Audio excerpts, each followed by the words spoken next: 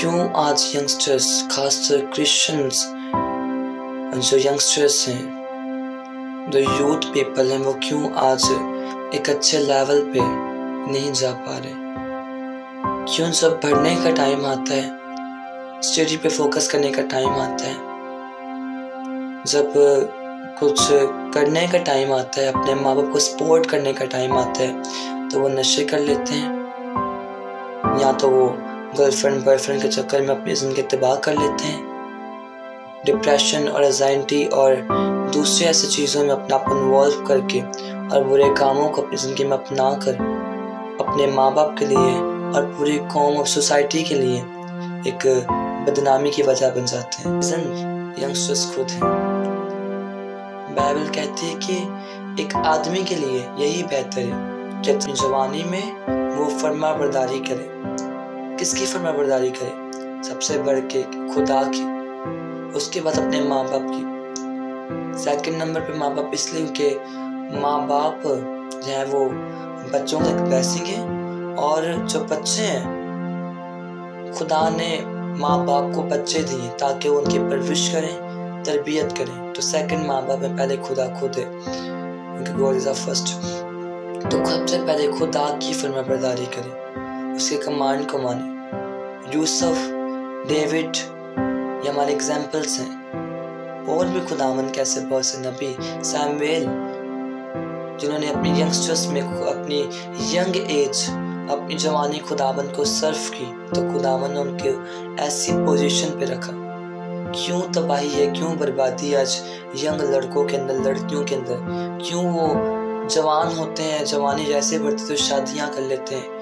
आजकल तो ये बहुत ज़्यादा आम चला गया कि 17, 16 साल के बच्चे हैं तो शादियां कर देते हैं, कोई फ्यूचर नहीं। शर्म मैं कहता हूँ कि आनी चाहिए ऐसे नौजवानों को जो अपनी जवानी बर्बादी पे और इस तरह की लाइफ खुदा को नाराज़ करके, माँ बाप को नाराज़ करके, और किस तरह से वो खुश रह सकते हैं आने वाले जनरेशन में। किस तरह से अपने आने वाले बच्चों को वो क्या गाइड करेंगे जिन्होंने खुद नहीं सीखा। जनरेशन बाय जनरेशन किस तरह से पाप बढ़ता जाएगा, कितनी पीढ़ियों को, कितने जनरेशन्स को वो गुनाह में इन्वॉल्व कर देते हैं।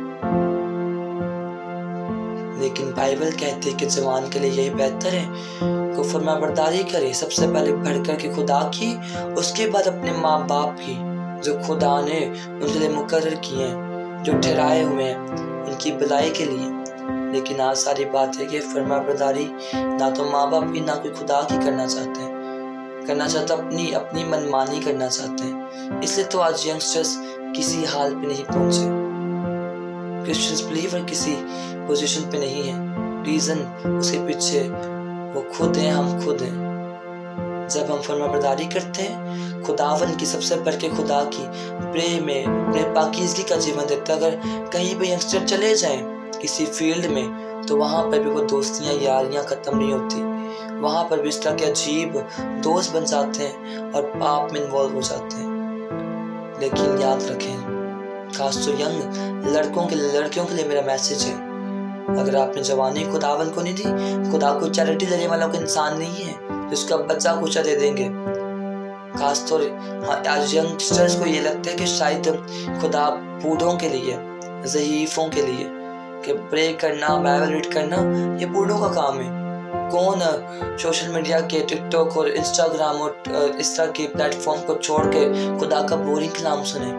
लेकिन ये बोरिंग कलाम ही आपको एक राइट पोजीशन पे पहुंचाता है, आपको आपके मंजिल तक ले जाता है। लेकिन देखते रहे ख्वाब पूरे कभी नहीं होंगे जब तक खुदा आपके साथ नहीं है। खुदावन ख्वाब पूरे भी करता है और जलाल समेत, यानी कि इज्जत समेत करता है, तब वो कोई शर्मिंदगी भी नहीं आती और बड़े स्मूथली करता है।